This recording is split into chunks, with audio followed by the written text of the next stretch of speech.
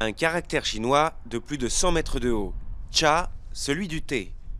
Tout autour, des dizaines d'hectares de champs de théiers. La préfecture de Shizuoka annonce la couleur.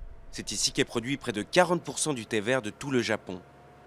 Eiji Matsumoto travaille du matin au soir dans son champ pour récolter les précieuses feuilles. C'est la variété la plus typique dans la région. C'est un thé vert très parfumé avec des notes sucrées.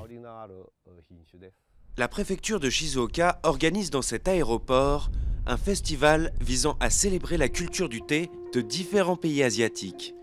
Mais le but est surtout de vanter les mérites du thé vert sur lequel la région base une grande partie de son économie. Dégustation, massage au thé, conférences sur l'histoire, tout est bon pour développer le tourisme du thé et stimuler les exportations.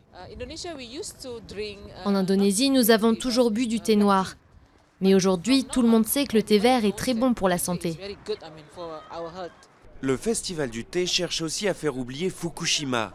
Quelques semaines après la catastrophe nucléaire de mars 2011, dans le nord-est du Japon, le nuage radioactif de la centrale accidentée avait touché la préfecture, pourtant à plusieurs centaines de kilomètres, contaminant une partie des récoltes. Aujourd'hui, les autorités affirment mesurer soigneusement la radioactivité, mais les exportateurs étrangers restent méfiants.